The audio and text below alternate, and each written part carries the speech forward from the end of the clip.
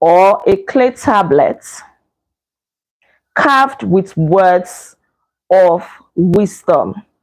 Which one are you going to take? All right.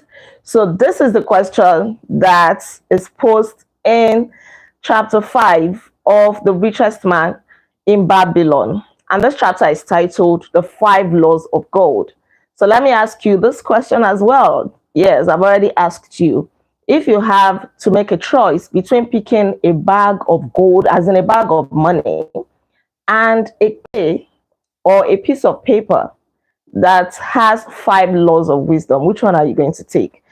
The people of Babylon chorused that they were going to take the gold, right? So before we go further, let me welcome you to tonight's review, where we're going to be looking at chapter 5 of The Richest Man in Babylon. This is a wonderful book that teaches us how to make money, how to keep money, and how to make our money make more money for us. All right, please sit back, relax, as we delve into tonight's review.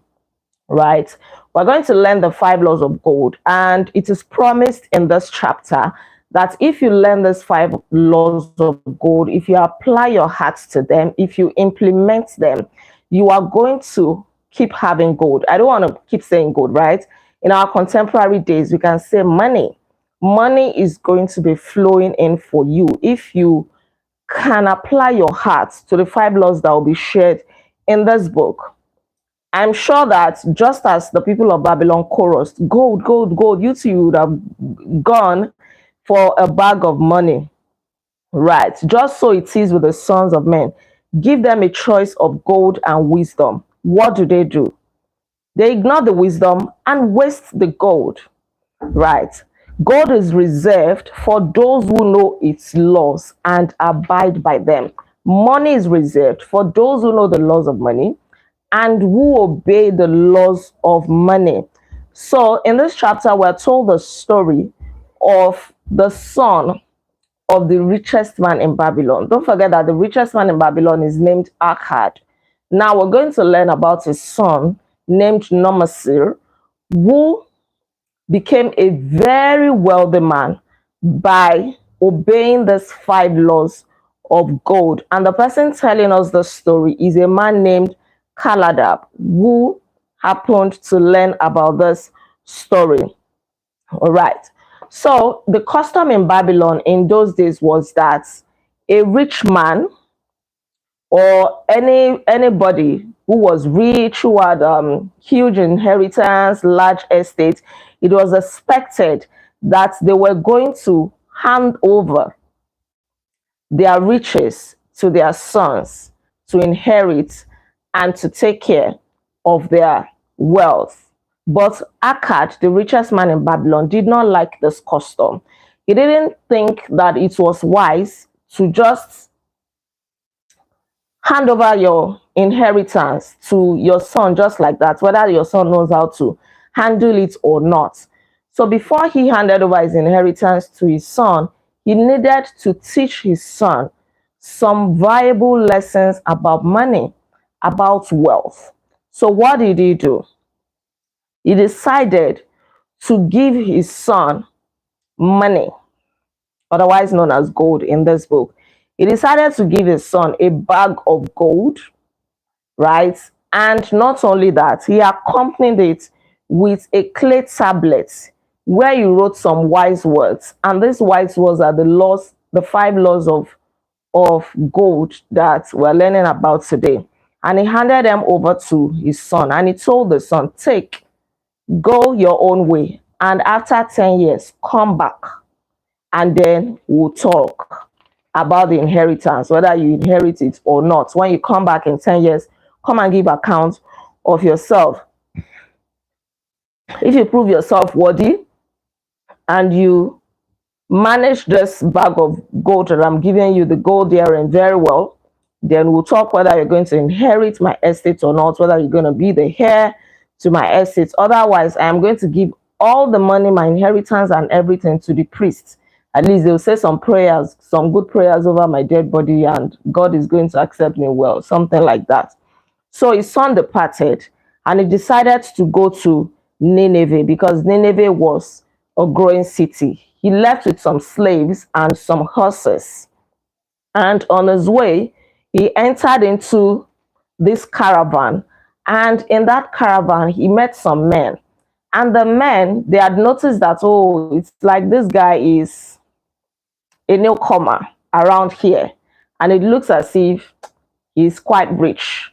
So they decided to scam him, unknown to him that these guys were scammers. So what did they tell him? They told him that, oh, in Nineveh, there is this man that has a horse, and nobody has ever, no other horse has ever beaten this horse in a race, you know. So we want you to come. Sorry, I'm trying to check something. Okay, so we want you to come. We want you to bring your horse to engage in a race with the horse of this man, you know, because how is it that no other horse has ever outrun the horse of this guy? We're sure that your horse is going to outrun this guy's horse. This guy is ready to bet any amount to make sure that no other horse outruns his own horse. So Namasil fell for this, and his horse was badly beaten, and he lost a lot of money to this game.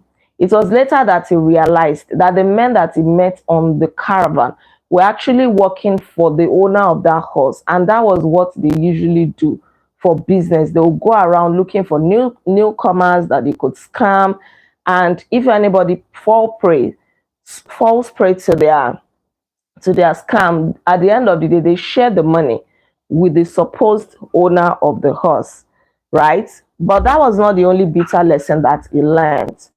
After he left this man, he decided to proceed on his journey, and he learned another bitter lesson. He lost money again. He met this young man, and this young man claimed that, oh, he was also the son of a rich man, you know, that his parents were so rich, and he too was going to Nineveh to find a very profitable location where he could continue his life.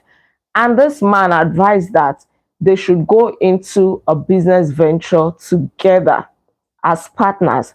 So they saw a man who had a store, a good store, and this man was willing to sell his store at a very, very reasonable price, right? So they decided to buy the store of this man. Okay. Yeah, they told him that the owner of that store had died, and that they needed to sell off his store. So this other man convinced Normasil that they should buy this store. They were supposed to pool money together to buy this store, but the guy convinced him that, no, let's use your own money to buy the store. After a while, I am going to go back to my own parents to get my inheritance, and it's not going to be long. So my own money, we'll use it to restock the store. And again, Normasil fell for this. They bought the store with his money. And this guy was supposed to go to his parents or wherever he came from to go and bring his own money so that they'll use it to restock the store. And he kept on delaying and delaying. They were selling off the goods in that store. They were eating some of the goods. They were spending the money. And there was no money to restock until there were just very insignificant items that were not even worth anything in that store, because there was no money to restock. And so they had to Normasil just find an Israelite guy, and he sold it off to this guy, right? So the days that followed were so bitter for him. He learned the hard way. Now he had lost all the money that his father gave him. Meanwhile, the clay tablets contained the laws of God. He never read these laws. He never read the laws. And that was when it occurred to him. He started finding a job to see if he would find the job. It was so difficult. He sold his horses, he sold his slaves, he sold his clothes, he sold everything that he could sell so that he could have money to feed and a place to sleep. But then, in those bitter days, he remembered the confidence that his father had in him. And this confidence fueled determination in him. And he proposed within himself that he would accomplish his heart desire by making sure that he earned back all the money that his father entrusted into his hand, and he even earned so much more. So luckily for him, he found an employment. But before he found his employment, it was in his bitter days that he remembered that he was given a clay tablet which contained some inscriptions, and he decided to read it. He said, I read most carefully thy words of wisdom and realized that had I but sought wisdom first, my gold would not have been lost to me. So he realized that, yes, he realized that if he had read the words of wisdom on that clay tablet first, he would have been able to preserve the money that is spent lavishly. He wouldn't have lost the money. So this is to say that if you start spending money, especially if you have a huge amount of money or any significant amount, or maybe not significant, you need to seek wisdom first so that you don't waste your money. You need to seek advice. You need to seek counsel. You may have to read books. You may have to just do whatever you can do to make sure that your money is not lost. So wisdom should come before spending, right? So he decided to learn by heart each law and determined that when once more the goddess of good fortune smiled upon him, he would be guided by the wisdom of age and not by the inexperience of youth. So what are these 5 laws of gold? Number 1, gold cometh gladly and in increasing quantity to any man who will put by not less than 1/10 of his earnings to create an estate for his future and that of his family. So the first law of gold is that 1/10 of all you earn is yours to keep. You must keep it. It must not be less than 1/10. It can be more than that if you have the ability to do more than that, but it must not be less than 10% of your total earnings. The second law of gold says, gold laboreth diligently and contentedly for the wise owner who finds for it profitable employment, multiplying even as the flocks of the field. So in the first law, now you are saving your money. That is the first thing. Now, the second part is that the money that you have saved, you must be able to put it into profitable employment. You must now look for a venture that will be bringing more money. The money that you have been saving, the 10% you've been saving over time. Now, what can you put it into? What investment or what business can you put it into that will even be bringing more money? That is when your money is going to start multiplying.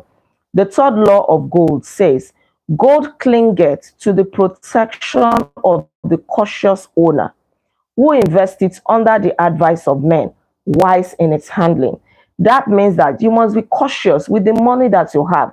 You must guard it jealously, like it is a baby, because nobody or no parent, no sane parent would just want to throw his or her baby away like that to dogs, to scavengers, right? That is the same way you must be cautious about your money.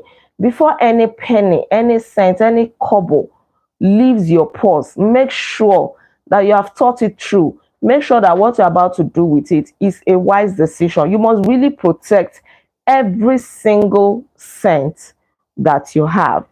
The fourth law of gold says that gold slippeth away from the man who invests it in businesses or purposes with which he is not familiar, or which are not approved by those skilled in its keep. Don't just take your hard-earned money or your savings and then put it into a business or investment that you know little or nothing about. Just because people are saying, oh, this business is profitable, this investment is viable, you don't do your due diligence, you do not consult with people who are wise in handling money, and then you put your money to it. No, don't delve into any business or investment that you are not familiar with, no matter how good it may sound. Do your due diligence first. The number 5 law of gold says, gold flees the man who would force it to impossible earnings, or who follow the alluring advice of tricksters and schemers, who trust it to his own inexperience and romantic desires in investment. This is to say that don't force your money to earn money. Don't engage in get quick rich scheme. Any interest rate that sounds too good to be true, suspicious, don't put your money to it. Don't be greedy, right? Don't be greedy. Don't waste your money through inexperience. Don't force your money to say, oh, you this money, you must earn for me at all costs. And that way you don't mind what you put your money into, whether it is MMM, whether it is get quick rich scheme, something that is not reasonable. It is impossible. At first, it may look as if you are getting some returns, but it is not sustainable. If you get the returns the first time, that greed will want to push you to do it again. This time you want to add more money. This investment really paid me. Let me add more money so that I'll get more money this time. And then you do it. Luckily for you, the second time you're able to get your money and your returns. The third time you add even more money. Probably you double the money. And this time it is gone. Everything is gone. So all the interest and everything that you thought you got the first time, the second time, they are all gone, right? So these are the 5 laws of gold. They are of greater value than gold itself.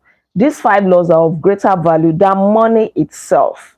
Luckily for this man, he was able to secure an employment after reading these 5 laws of gold and putting them to heart, and was so determined that he was going to make all the money he lost back. So he found an employment with a crew, managing a crew of slaves, and he was putting away 1/10 of his earnings, 1 copper per time. He would put it away until he got 1 silver, and that was the way he started. Do you see that wealth grows in magical ways? From putting aside 1 copper, 1 copper. I don't know what we can liken 1 copper to. I'm sure there's nothing we can liken it to, because it must have been so small in value, right? Was putting away 1 copper. So like I always say, that your 1,000 naira or $10 or £1 that you think may amount to nothing will go a long way. That is the starting point. You just have to start from somewhere. He said that he spent grudgingly, cautiously.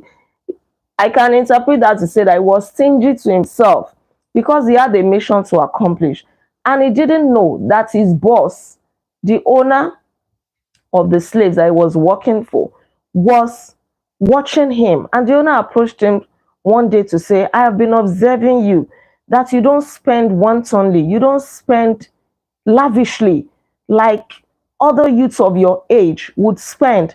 Do you desire to earn more money with the money that you have been saving? And he said, yes, I really desire to earn more money. And the man told him, don't worry, the king of this city is planning to build some very tall gates around the city to protect the city from the enemies.